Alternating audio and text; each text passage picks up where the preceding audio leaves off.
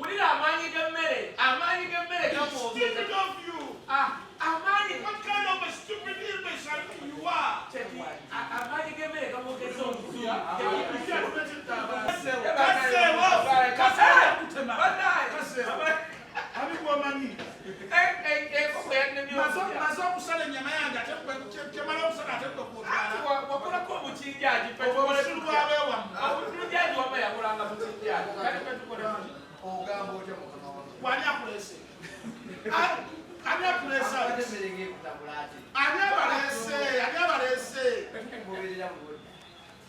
Manira, superstar. Tumutemu, ndine kasumana wange kasumana. Tuli mukwaya. Gwe nkulabanga kisikirize sikulaba. Gwe nakulaba wafa. Gwe moving cops. Moving cops. Abantu bakakunamira ne kafa. Nze ngenda okukoleza atukutta obuyinza. Oyo omwana talina makulu wadde akatono bweka. Kati Kato Alex oyagala ki tukikole kive wano kuba kati nno Kato badde obisokodde wano kikayima kyekimuzeewo bisobole ennyama nnyingi Ozi oyagala kutwala mufu. 1 million. Wadde ngoko naye Million emu. Abantu awataba emmere olina kati alina kaadi ya mmere na ya medico.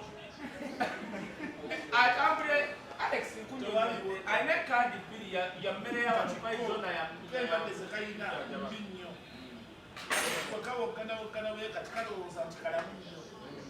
netamanyi nti yalwala akatango yalwala ennundi tawali kintu kyonna kiramu kyalina oyo omwana naye ffe tumutunuulira tuleka kati kaserebuletinga olwokuba nti nina endwadde zino endwadde zennina gwe nezikulumako ennaku 2 oba wafuuga edda ffe twalwala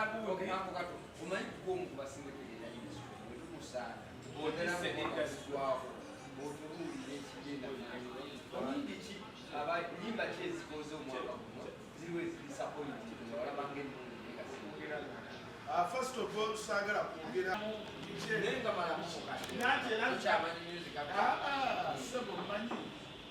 manyi enyimba zebafuumya mu kkozi tetuzibalanga ennyimba ezafuluma edda kubanga bwe zafulumira tewaliwo n'oluwulira ng'oluyimba lw'amaanyi ate n'ekirala nze njagala nnyo omuyimbi nga nti omuyimbi w'amaanyi ng'omuyimbi akoze ennyimba esiwerako kakati essaawa eno tulina Kalo Nanto oliwa Oma baby where you are. Katugoja gamba nti sizimanyi. Olulumanyi. Oli olulala. Wala ono misa kyolupya. Lwemba baluyita batya. Muli basiru. Aba batubulira. Muli basiru. Oluyimba otemunda badutegeera. Omanya Kato ayina abayimbi be. Baluyita best yimba muweka mu bibiri. Ogenda kutta interview ogamba Kato yimba. Ango katama nyo yimba. Ayina abayimbi be. Olububuza bayimbi ki abaliko. Ng'akocha misa kiyasoka kati. Ngazako Hildaman. Ngazako Kalo Nanto. Watyo. Adati nze kati. Nze mmanyi abamanyi okuyimba. Bamumanyi abamanyi okwogera. Byanjawulo. Ngani ayogera. Nga John Black yafulumiza olupyera n'alwogera. Nawe ango watoyo mwana toli muvaako. Mufirako mwagala muteeka mu busiru bwammwe nti ayimba nnyo kale ayimba nnyo sebo ayimba n'ayitiriza eri esafu yonna yonna ng'oliwana omanyira n'okumanyira agamba safu bangi ne gundi ayimba bulungi omwaka guno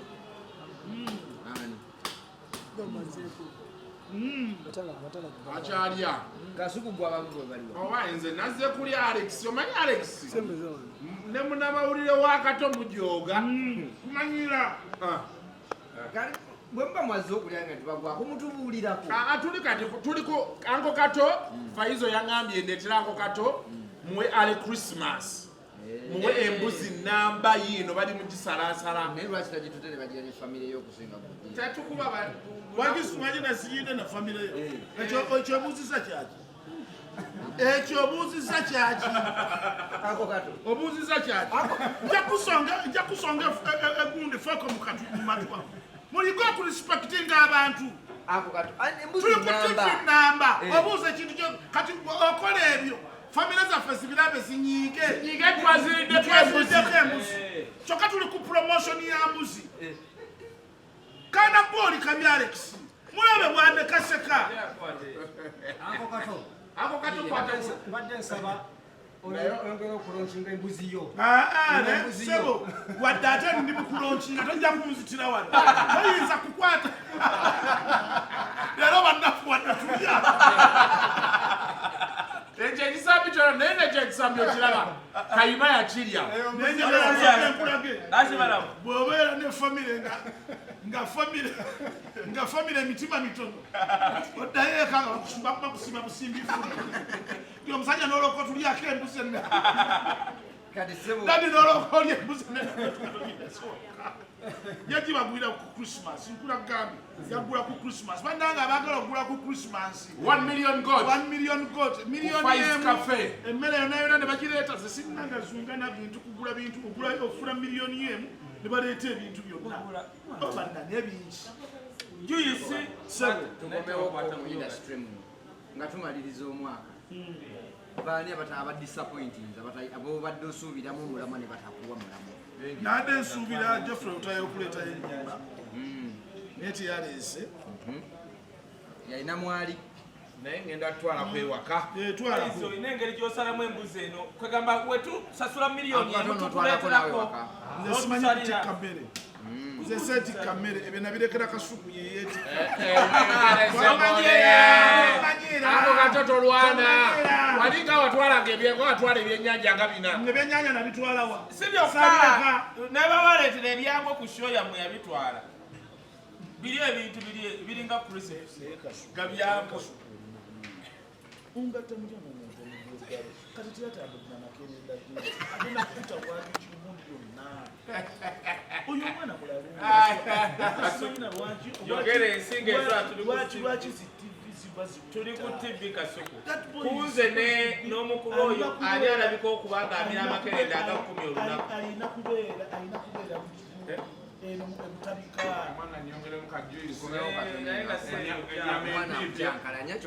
kasirusiru waliwo omudiribada omumanyi naye ali awo ayagala diribada tonkwasa egundi kano nga kalabikanga akaliko kati okambeeri ewaffe eyisingiro abantu bonna tebanakufulumya nnyimba abannanga ate nammwe bajournalist abantu mubajjeeko akajanja si buli muntu yonna ajja kufulumya oluyimba buli mwaka abantu bagizala okumala emyaka 5 nga tebafulumiza nnyimba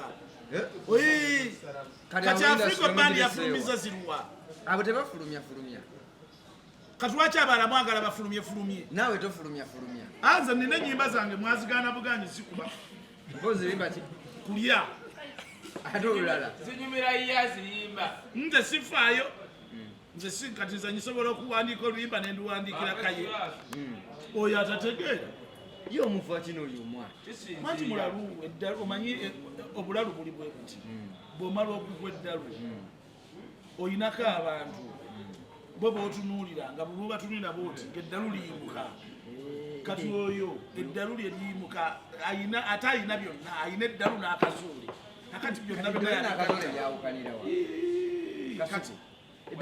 kati akazoole ke kano nga kuolina kati gwolina kazoole ati obutamanya nnyimba za Kato Lubwama oba nakazoole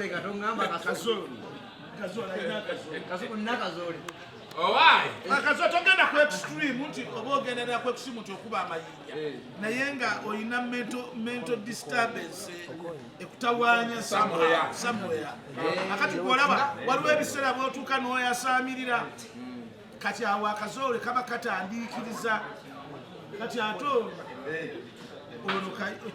ono Kaye Simaye Kaye. Wisdom Kaye ayina amagezi wisdom. Katuliwa kati kina kya makulu kigenda kukola. Kati omanye ebuulye bweto byeyakola. Tayina mpisa. Tayina mpisa. Oyalwala bopwandiosis. Tayina mpisa n'akatono. Nze lufene bamunakola mutane mugantwala Bob Wine era akada kama tujja kwogerako naye munakola mutya tujja kwogerako kali nange ebyenda byenkukunyi akada kama kali yange ebyenda byenkukunyi kabagira bakuba ddalubeere wawulidde oluyimba lwebayita husband material. Husband material muwala biga yakopi oluyimba waliwo omuwala ku CBS yayimba marriage material oli yagamba marriage material nebisa byonna byebimu marriage material ne husband material si byebimu simanyi kasuku yatusinga okuyasomerwa ebbeeyi husband material ne marriage material byebimu ate kasitayogera omwana wange sindamu bote bwokuba abaana woli wakuba babandana nogaata olumanyi ate omwana nakola ekyobusiru nakwata akavidiyo kange nakakola dda nakateekako tuli babandana nga nze enzina ng'ozinira ku babandana kweggalira n'owulira mu kisenge ne generation yange ey'abasiru naye yatugambye kale onzinisa otya babandana Alex, togenda, please, togenda. Stupid, shallow, tategera, unless ngogamba nti abalabi bo toba respectinze n'obaweereza omuntu omusiru. Please sit down. Alex, togenda kutula na mugwa ddalu. Bannange muntu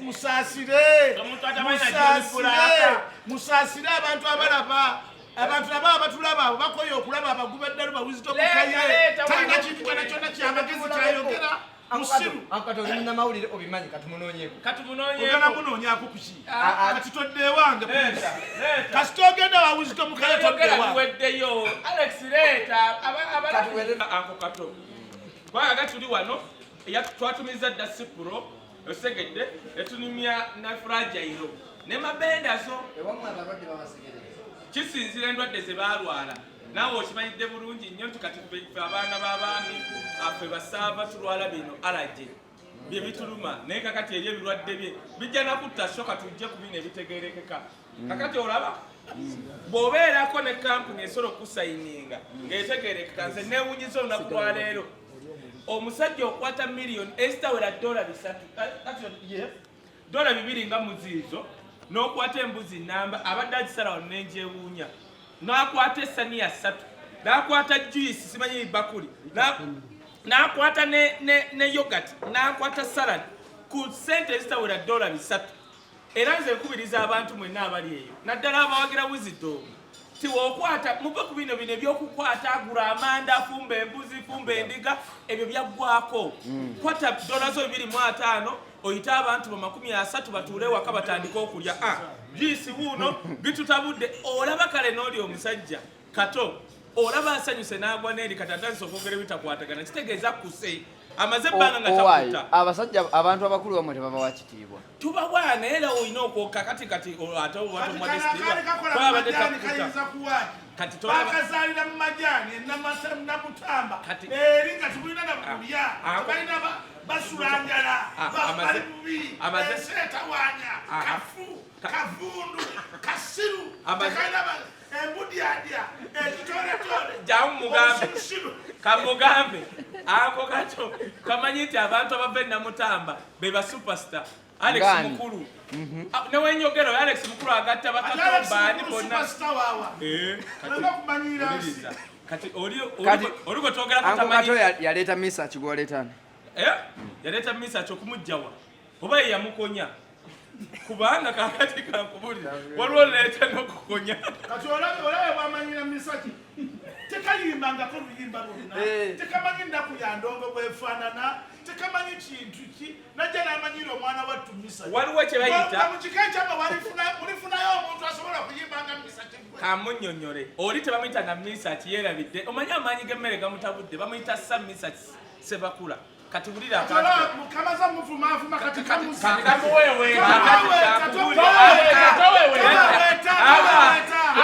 omusajja w'abaana kati nkulaga Alex amaanyi g'emmere ge gamwogeza naye nze njagala okubagamba abayimbi mwenna abali eno ne bannayuganda generation yakyuka tetukyagenda mu manda ne waba gaasa akumenya kuba n'ogamba kufumba eno mbuzi obutungulu bukugenze mu matu obunya bitya bigenda n'otuuka ku dining nga appetite yakuweddeko dda kwata $225 teziwera 3 bakuleetere juice bakuleetere yogurt salad simanyi chapati 30 enkoko bikoze bitya nani Christmas eggweewo osegere ekintu ekyo otherwise njagala okugamba abantu mwenna ne Kato Lubwama abalina entegeera waliwo abantu abalwala Bob diosis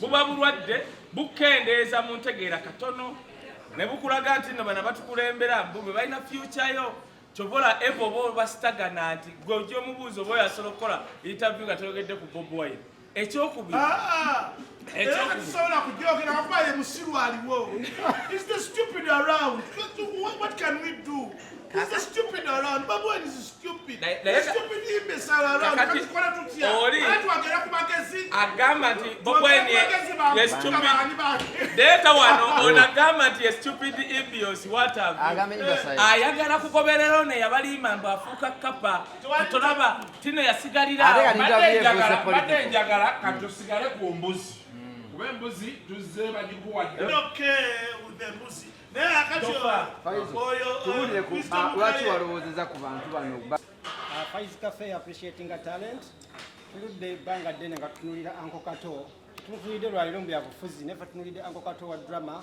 omuyimbi wa firimu ate omusanyusa so nze nange okugobera Uncle Kato nga ndi mu P2 nga ntambula muwulira ku kaliisoliiso ku makya so Uncle Kato ndudde naye kuba tulina gye twesanga mu mirundi mingi kati oli musajja mukulu nnyo ali wasefu kale takyogedde naye kyategeeza ndi musajja mukulu wa buvunaanyizibwa nnyo ate Uncle Kato yakolanga ne muzeeyi wange ali amumanyi jajja woono yakolanga ne muzeeyi wange so bwetafuddeemu awo tetugamba nti tuteekeddwa okumusiima manyi tukirungi nnyo tusiima omuntu ng'akyali mulamu ate ng'akyasobola naye okubeerawo so Uncle Kato netusalawo ntumuwe 1 million gooti eno twamusabye ajje n'abantu basinga okwagala yaze ne Kasuku ne Kaye n'alonda nze tasobola kubeera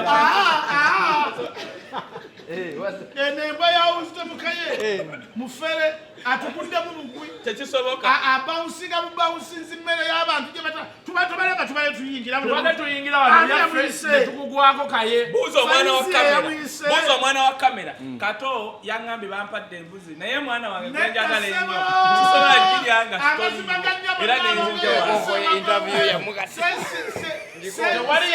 tewali yayise Kaye atukuddemu wali bawusa nga bawusa yafudde bawusa bwabawusinga ate Kaye oyise baganda wo bonna bakazi wo bonna balese ku mbuzi bali embuzi yakwe obunaku obuli ku Kaye n'aleeta girlfriend we era ku mbuzi n'aleeta famire mubeere bulungi